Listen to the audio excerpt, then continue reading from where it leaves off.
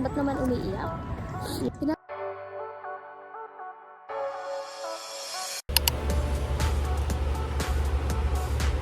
Good morning. So it's me again, back to back. Okay. Bangon na tayo. Baka hindi niyo ako naririnig kasi yung electric panas ko. Anyways, ang agenda for today is pupunta tayo ng tatlong cruise. So, time check. 5 o'clock. Saktong 5 o'clock. Let's go.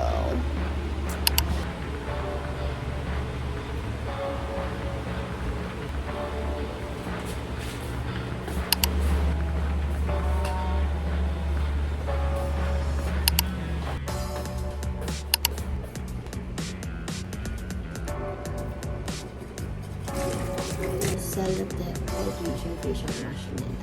Kasi dalawa to. Nakuneta ko sa pambus na exfoliating. Nag-exfoliate ko ng vape. Nag-breakout yung so,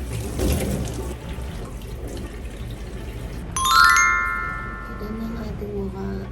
Let's go na sa ating morning routine. Morning skincare routine.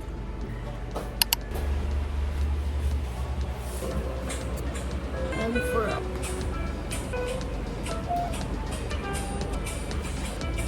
may na-recommend din RDL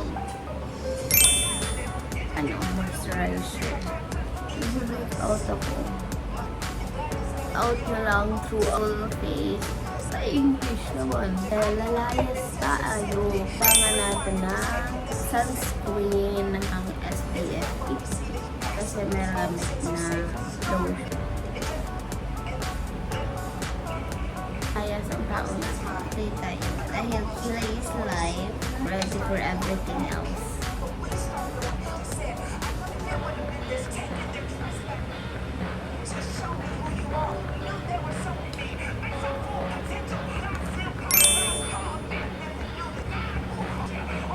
Tayo ay nang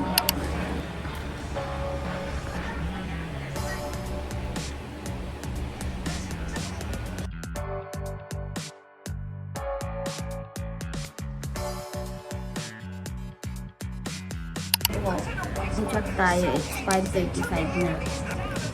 It's okay. Ng kape. Palit lang ako ng jogging na and wearables na ako. See you sa walk. Sa walk!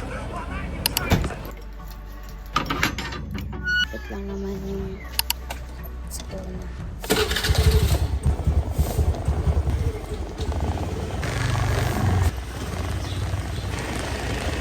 Ayan na ang araw. Kaya mo yan. Nanukan. My heart full of things.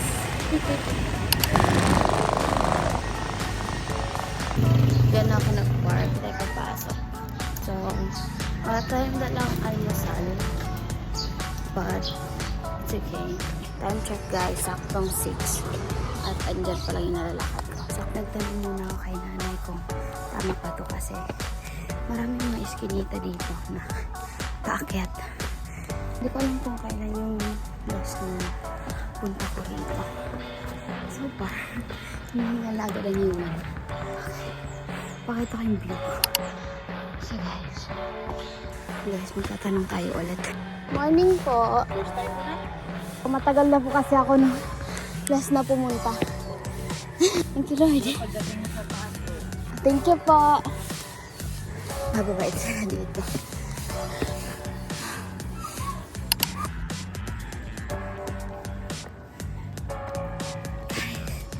Hingal kaayo.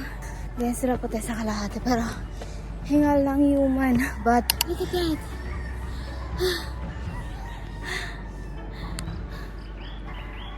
Video haul ko kang oy. Case of emergency lang naman. Sorry. Hindi lang para sa tao to eh. Kaya pa today, parang guys, parang papunta ng langit to. I can do this. Ginusto ko to. Case of emergency lang.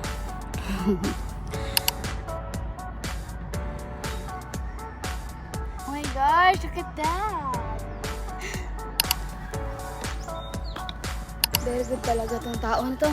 Walang almusal, walang bimpo, pero may kape. That. View check. Malapit na ako, feeling ko. Feeling ko!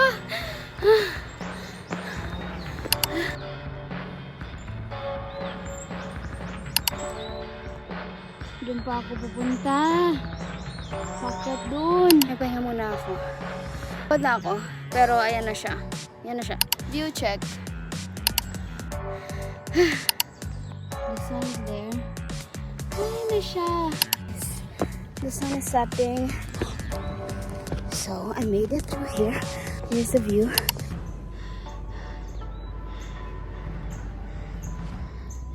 So, Doon na kami lilipat po. ang anak ate. Meron sa hospital. Ay, bakit? Panganak. Ha? Bagong panganak. Bago panganak. Oo. Oh. Tinunting.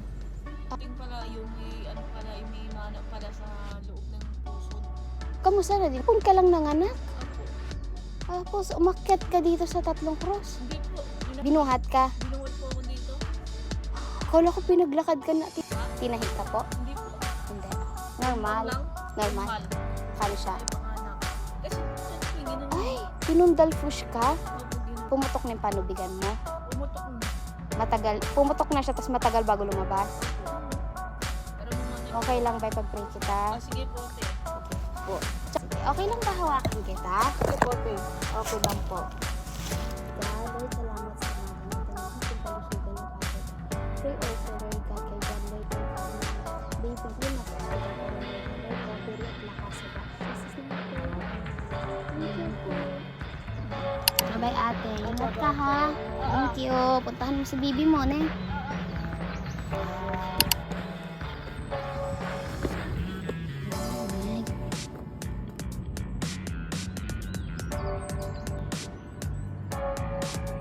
So ngayon, nandito na tayo sa ayan yung Tatlong Cruise.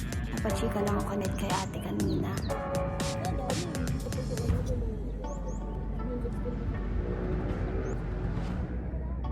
Copy lang po ako.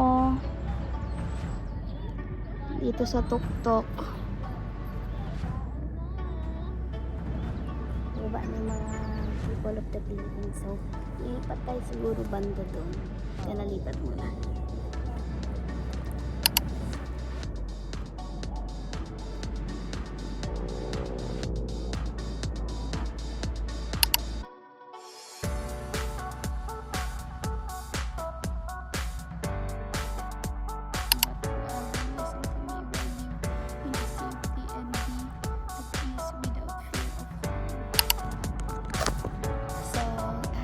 So, i-romanticize ko lang yung moment na to with this kind of view. Going to read more passage pa. So, hi guys. Gusto ko lang i-share yung realization ko sa pag-akyat dito sa Tatlong Cruise. Ang buhay Kristiyano pala natin is actually parang siyang ladder. Siyang hagdan. Parang siyang hagdan yung dinaanan ko ngayon. Hagdan kasi na dinaanan ko. Agod ako. Saya. Umpisa, sobrang exciting ko. Sa bahay pa lang ako. Habang umaakit ako, happy siya, di pa ako pagod. Ganyan. Kalagitnaan, medyo napapagod na ako. Habang pataas ako ng pataas, palapit ako ng palapit dito sa taas, nagkakaroon ako ng mga thoughts na kaya ko pa ba to? Baka pagdating doon, sobrang init na, hindi ko ma-enjoy. Or nakahikain ako, walang tutulong sa akin pag hinika ako. Tapos, umupo ako. Kasi sobrang pagod. Grabing tarik ba yun? Pahinga ako. Na-realize ko lang, same thing siya sa Christian journey ko ngayon. Yung una, sobrang enthusiastic ko. Sobrang on fire ako. Like, yung eagerness ko talaga. Like, consistent ako sa devotion ko and everything. Pero yung banda kalagitnaan na napagod ako. Nagkaroon ng moment na hindi na ako consistent sa devotion ko. Nagkaroon ng moment na na-distract ako. There's a moment na pagod ka na sa life, parang ulit-ulit na lang, o di kaya pasok na naman ako sa mga relationship. Pero right now, nakita ko na itong natuwa ako na nandito ako sa top ng tatlong cruise. Reminds me na hindi porket napagod ako, hindi porket na tumigil ako, hindi porket nagpahinga ako is yun na yung end. Like, yun na yun. It's life. No. Kasi kanina, nung napagod ako, ano po ako, nagpahinga ako. Pero tumayo ako ulit. And look at me now. Like, nasan ako? Like, look at that. Nasa tuktok ako. I just made come true. Wait, come true. Hindi. Nagawa ko yung gusto kong gawin. Yung umakyat dito, I did it for myself. I did it because I want to have a date with the Lord actually. Ngayon kasi tulad nga ng Christian life ko, nasa season ako ngayon ng ang dami nangyayari. Like, uncertainty talaga ang buhay. May mga aksidente na nangyayari, hindi ko sinasadya.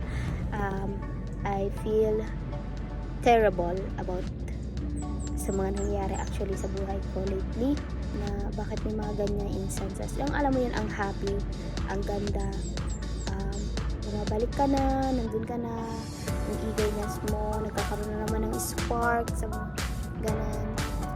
But may mga instances talaga na tinetesting talaga tayo ng kaaway, binibigay ng mga kahinaan natin. But so far, lately, I'm honestly proud of myself. Kasi may mga bagay na nangyari sa akin lately na I feeling ko ang sama ko, feeling ko ang palpak, pero pinaparamdam pa rin talaga sa akin. Shucks, ba't naman umiiyak? Pinaparamdam pa rin sa akin ni Lord kung gaano ako ka-special sa Kanya. Na it's not about yung nagawa ko kahapon. It's not about yung mistake ko. It's not about doon. Nandun yung sa heart ko eh.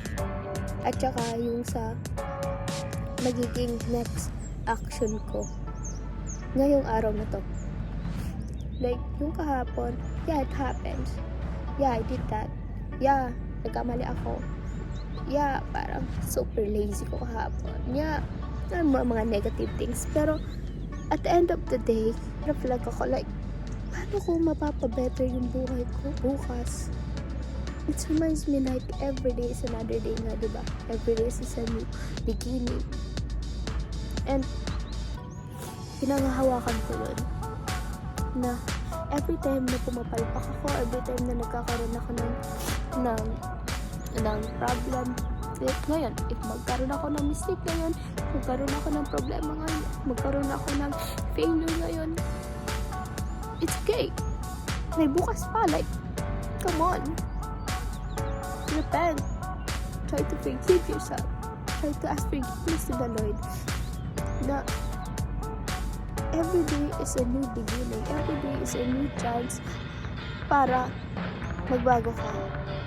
Hindi sinabi, hindi totoo yun na yan ka na eh. Ikaw na yan. No! So, kahit sabihin mo pa, umapasok ka cycle ng buhay mo. Araw-araw iba-iba. And now, it's yung pagpapahinga ko sa Christian life ko. Time to stand again. Tulad ng pag-akyat ko dito, tumayo ako para makakyat dito. Same thing sa Christian life ko.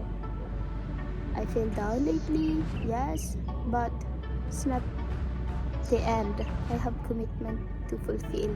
I have goals to go. I have a destination na gusto ko mapunta.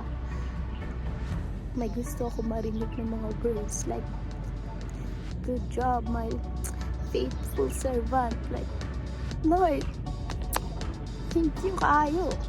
Pero syempre, throughout that, katulad ng pag-akyat ko, it's not my strength alone talaga. Kasi, hikain ang tao to. Hikain ang tao na to. Tapos aakyat ng 3 krus. Ate mo, sino ka malakas? Kasi sabi ko sa inyo, it's not me talaga. Kasi, nasa bahay pa lang ako kagabi pa lang pinagpipray ko na habang maakyat ako, nagpipray ako, Lord, give me the strength, Lord God, na matatapos ko to. And I'm have a date with you today, this morning. And, di ako nika. Napagod ako, yes. Hiningal ako, yes. But di ako hinika. And I'm so happy. Same thing with my Christian life. The Lord is always with me. In my failure, in my flaws, in my drama moment, yak moment, katangahan moment. Alam mo yun, mga uncertainty sa buhay ko. I know that God is with me. And I know that He's helping me throughout in this life. Actually, I want to cry like so bad. Hindi ko ma-comprehend yung pagmamahal niya. Kahit sobrang failure ko. Ang dami kong flaws. Like, God love this little human being. Guys, ang dami kong dada sa buhay. So I'm so happy and blessed today. Just encourage you to do whatever you want to do. Especially giving you that fire or passion or really love doing that. Pero dumating sa point na parang meron ka ng gana. Guys, do it again. Do it again. Walang pumipigil sa'yo. Do it again. Go for a walk. Go for a run. Do that journal. Paint that painting that you're visualizing. Ano pa ba? Go for that ride. Be, mag-long ride ka na. Be sure that your intention is very clear.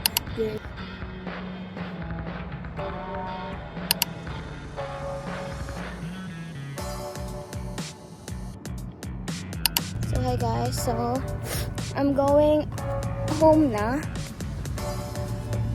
By the way, this is the bedroom.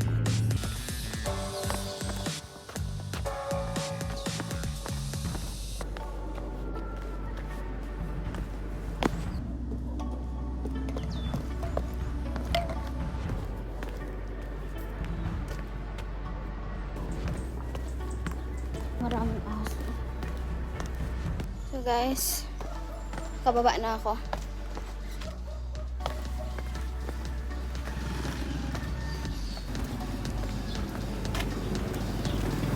Tadam.